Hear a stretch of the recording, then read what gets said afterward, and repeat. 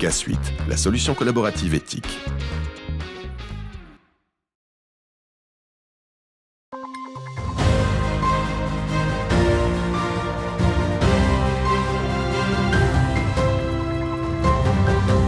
Bonsoir à toutes et à tous, mardi 20 février, voici les titres de cette édition du 15 Info.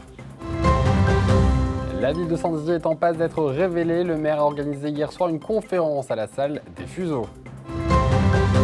Ce matin, la compagnie de gendarmerie de Vitry-le-François recevait le commandant de groupement, l'occasion de dresser le bilan sur l'année écoulée.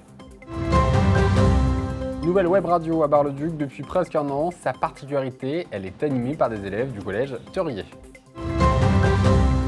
Et son projet est lauréat du deuxième appel à projet lancé par l'espace créateur d'entreprise Bragard. Orlane Bakoul est notre invité. Ce dimanche, la jeune Lucie, 16 ans, disparue depuis 15 jours, a été retrouvée saine et sauve dans le coffre d'un canapé-lit dans un appartement situé à Ligny-en-Barrois.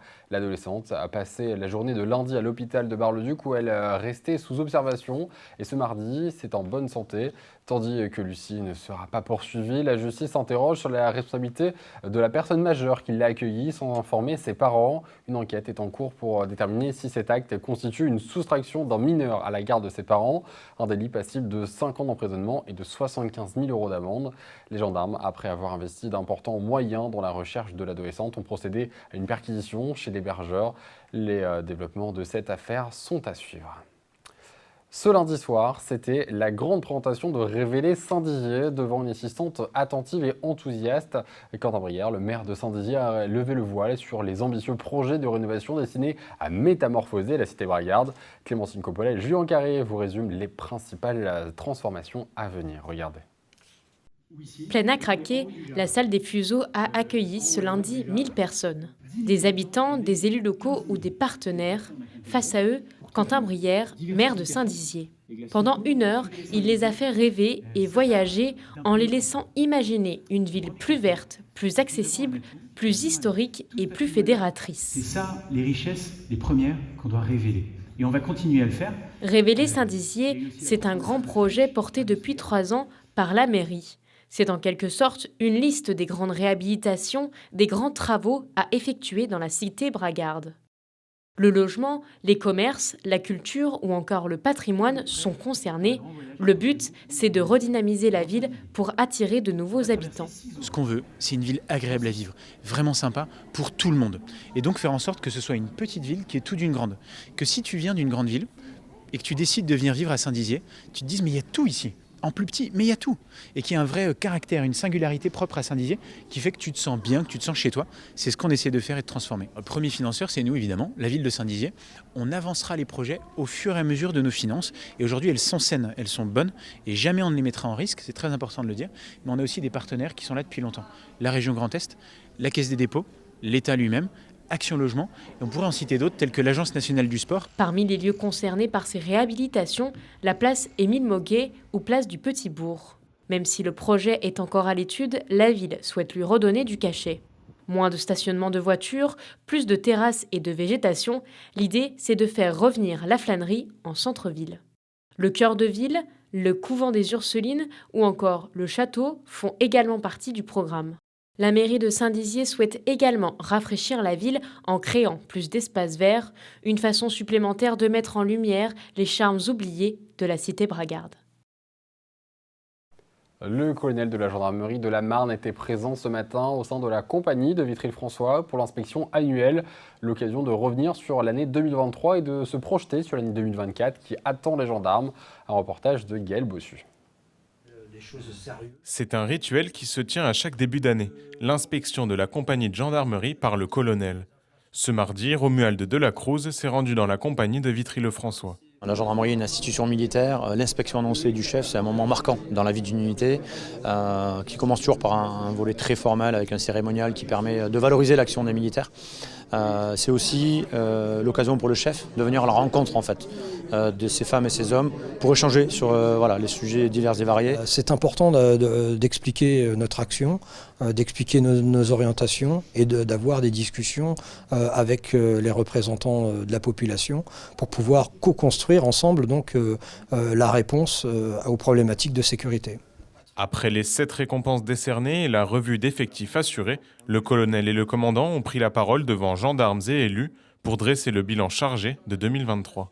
Alors une année 2023 particulièrement riche et dense, à la fois sur le volet hors public, avec de nombreuses actions nationales dans le cadre de la réforme des retraites qui nous ont quand même fortement mobilisés, des éléments imprévus, l'aéroport de Vatry, un avion, 300 Indiens à prendre en compte la veille de Noël, une grosse activité judiciaire avec vraiment une réelle augmentation du nombre de gardes à vue et de façon générale du contentieux et de façon plus générale un très très bon travail des militaires, donc je suis très fier. En 2024, année des JO et du cinquantenaire du lac du Der, les gendarmes marnais ont déjà un programme chargé. On va être mobilisés pendant tout l'été pour à la fois renforcer la plaque parisienne et les sites olympiques et en même temps continuer à assurer nos missions sur nos territoires.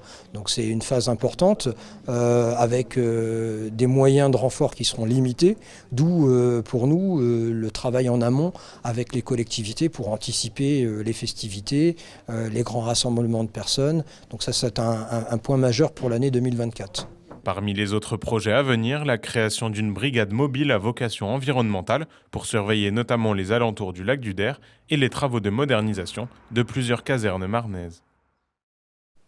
Lancée il y a tout juste un an, la web radio du collège André Theuriet de Bar-le-Duc, animée par des élèves, continue de se développer. Après avoir travaillé la technique, ils se sont lancés dans le podcast, mais cette année, ils ont créé une émission de radio où présentateurs et chroniqueurs se relaient. Brigitte Maestrati a assisté à l'enregistrement de l'émission. La rubrique télévision, séries et cinéma, animaux d'ici et d'ailleurs. Le casque sur les oreilles est placé devant leur micro. Ces collégiens, journalistes en herbe, enregistrent leur émission de radio. Sur le temps de midi, ils se retrouvent 2 fois par semaine pour apprendre et découvrir ce métier qui en passionne déjà certains. Je suis là depuis le tout début et donc j'ai commencé par monteur audio pour le mixage et ensuite j'ai tourné sur plein de postes, écriture, interview et maintenant je suis présentateur. Et près du journalisme ou donc de la radio, ça m'intéresse, que ce soit pour les nouvelles ou comment ça fonctionne derrière, comment écrire correctement les chroniques. On enregistre des podcasts, on fait des interviews et on peut donner des informations. Ouverte depuis tout juste un an, les élèves ont d'abord travaillé le podcast et la technique d'enregistrement. Ils s'attaquent cette année à la partie journalistique de la radio. À la web radio, donc on travaille beaucoup de choses. On travaille notamment l'EMI, l'éducation aux médias et à l'information. Où va-t-on chercher une information? Comment vérifie-t-on sa véracité? Comment on effectue une recherche documentaire? On fait des mini-conférences de presse. Donc voilà, on a présenté vraiment l'ensemble des métiers, du moins on essaie, pour leur faire prendre conscience que c'est pas uniquement avoir un micro, lire quelque chose. Non, il y a un énorme travail derrière. Inscrite dans le projet d'établissement, cette activité permet de développer l'éducation artistique et culturelle importante pour le corps enseignant. C'est un projet, on va dire, à caractère un peu ludique, mais qui permet de travailler de façon transverse les champs disciplinaires, que ce soit en lettres, en langue, concernant la documentation, l'ouverture à l'esprit critique, etc., etc.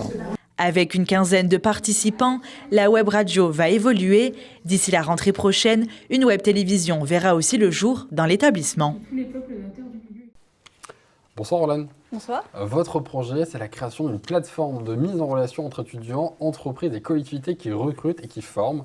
Orlane, pouvez-vous nous en dire finalement un peu plus sur votre projet qui s'appelle FinanceSup et nous expliquer en quoi il consiste exactement? Le but est de mettre en relation les entreprises et les étudiants afin que les étudiants choisissent les études de leur choix, financées par leur futur employeur. Alors, ce projet vous est venu finalement alors que vous étiez encore au lycée. Aujourd'hui, vous êtes en fin de BTS. Qu'est-ce qui a inspiré finalement à lancer donc FinanceSup? Qu'est-ce qui vous a inspiré à lancer? Quel est le problème spécifique que vous cherchez à répondre? Je me suis inspirée de mon parcours et celui de mes camarades, de mes professeurs qui ont tous eu quelque part dans leur entourage des problèmes pour financer leurs études supérieures, que ce soit les frais d'inscription, les frais des scolarités. Et j'ai voulu mettre fin à tout ça pour que les étudiants puissent accéder aux études de leur choix. Et en parallèle, les études permettent que les entreprises aient de la main-d'œuvre formée et spécialisés. Concrètement, ça se passe comment du coup? Cette plateforme, c'est une plateforme, vous l'imaginez, plateforme numérique. Comment vous l'imaginez? Ça sera une plateforme complètement numérique en ligne qui sera disponible sur le territoire français où tout le monde pourra accéder. Bien sûr, il y aura 2 parties différentes en fonction du type de personnes qui recherchent. Et voilà, tout simplement. Alors, de nombreuses plateformes disent déjà de mise en relation entre étudiants, entre entreprises, mais qu'est-ce qui fait que Finance Sup est unique en son genre? Qu'est-ce qui fait que ça va se démarquer? Votre projet, du coup, va trouver une meilleure solution sur le marché? C'est une solution qui n'existe pas encore. On a quelques critères qui sont parsemés par-ci par-là par différentes plateformes, mais personne ne propose la solution complète où on finance les études. Les études après sont faites intégralement par les étudiants qui les ont choisis du coup.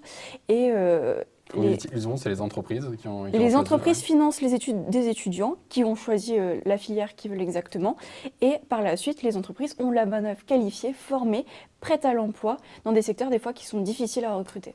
Cette solution, du coup, vient pour justement amener de la main-d'œuvre plus qualifiée, vous dites, voilà, c'est ça. Et que justement les entreprises soient peut-être plus compétitives finalement et que le salarié se sente vraiment à l'endroit où il veut, l'embauche qu'il veut, formé comme il le veut. C'est ça, aujourd'hui on a des étudiants qui veulent aller dans des secteurs particuliers qui sont parfois compliqués à accéder et du coup ça le ressent sur les entreprises qui du coup manquent cruellement de main d'œuvre parce qu'ils n'arrivent plus à recruter, c'est trop difficile pour elles de trouver des gens formés ou qui ont le courage en tout cas d'aller jusqu'au bout de leurs études. Alors vous avez donc remporté le 2e appel à projet organisé par l'Espace Créateur d'entreprise de Saint-Dizier.